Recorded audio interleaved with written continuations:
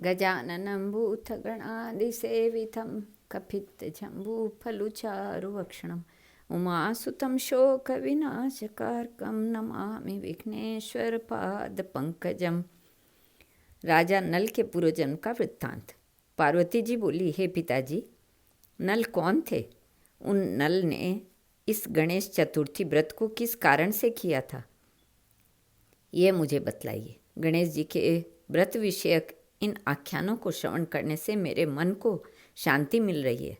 हिमवान बोले, पूर्व काल में निषद देश में नल नाम वाले एक महान राजा थे। वे ब्राह्मण भक्त थे, वेदज्ञ, शूरवीर, दानी, सामर्थ्य से संपन्न और पवित्र हृदय वाले थे। उनकी पत्नी दमयंती साक्षात सौंदर्य का निवास स्थान थी।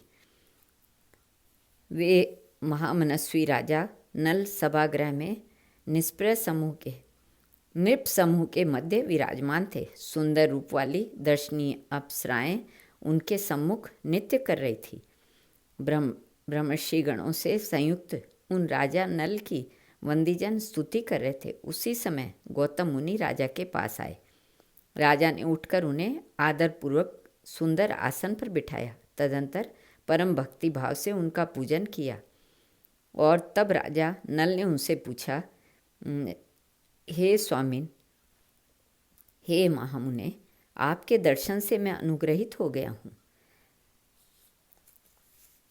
आज आपके शुभागमन से मेरा जन्म, मेरा राज्य, मेरे माता पिता, मेरा कुल और मेरा जीवन सफल हो गया है। हे महामुने, अब आप अपने आने का कारण शीघ्र बतलाइए।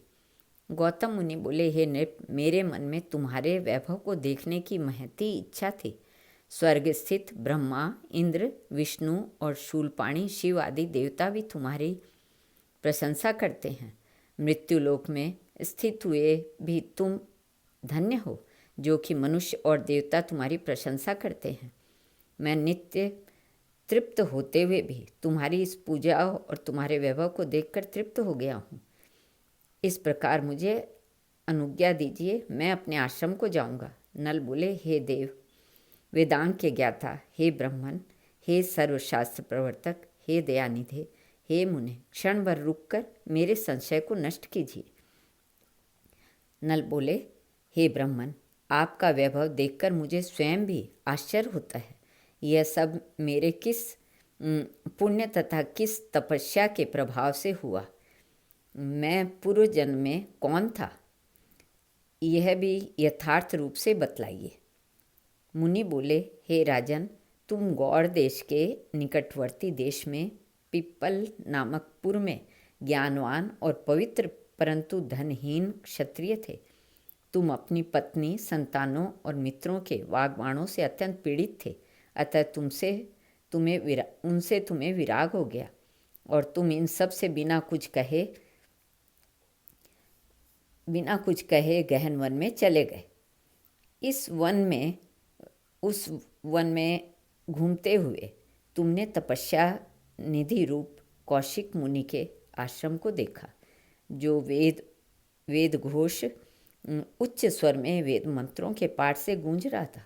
वहाँ जाकर तुमने उन मुनि को भक्ति भाव से प्रणाम किया। तब दीनों और अनाथों के प्रति दया भाव रखने वाले उन कौशिक मुनि ने तुम्हें उठाया और दुखी जानकर आशीष देते हुए बोले, मेरे देवेश गजानन गणेश जी तुम्हारे लिए कल्याण करने वाले होंगे। उनके सौम्य आशीष को सुनकर तुम्हें परम प्रसन्नता हुई। हे राजन, तुमने उन विप्र श्रेष्ठ से संपूर्ण कामनाओं को प्रदान करने वाला, दरिद्रता का नाश करने वाला और मुक्ति भुक्ति प्रदान करने वाला कल्याणकारी उपाय पूछा। तब कौशिक जी ने तुमसे गणेश जी की आराधना करने को कहा। कौशिक बोले, हे नरेश, तुम गणेश जी का मात्र 1 मास तक व्रत करो। गणेश जी को देखने में सुंदर लगे ऐसी एक मिट्टी की मूर्ति निर्माण करो। उसकी पहले बताई गई विधि से पूजा करो और उनकी कथा श्रवण करो। प्रतिदिन ऐसा करते हुए जब 1 मास पूरा हो जाएगा तब तुम सिद्धि प्राप्त कर लोगे। उनके इस प्रकार करने पर फिर मुनिश्रेष्ठ वाणी से परे स्वरूप वाले परब्रह्म स्वरूप गजानन गणेश जी द्वारा अवतार लेकर धारण किए गए वैकारिक स्वरूपों का वर्णन करते हुए बोले। कौशिक बोले, जो संपूर्ण लोकों के कर्ता, पिता, माता और जगत गुरु हैं, ब्रह्मा, इंद्र, शिव और विष्णु के भी ध्येय हैं, वे ही गजानन गणेश जी हैं।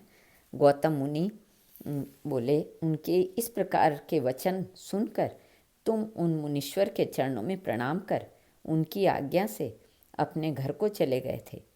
तुमने श्रावण शुक्ल पक्ष की चतुर्थी से गणेश जी के उत्तम व्रत का आरंभ किया। तुमने गणेश जी की शास्त्रोक्त पार्थिव मूर्ति का निर्माण किया और स्थिर अवस्था में बोलते हुए, मौनावस्था में चलते हुए, शयनावस्था में तथा भोजन करते हुए भी तुम भगवान गजानन का ध्यान करते रहने लगे। इससे तुम्हें अत्यंत उत्तम सिद्धि की प्राप्ति हुई। उस व्रत के प्रभाव से तुम अनेक हाथियों, रथों, अश्वों आदि से संपन्न, गो संपदा, धन संपत्ति से युक्त, दास दासियों वाले और श्रीमान ऐश्वर्य संपन्न हो गए। तुम यथेच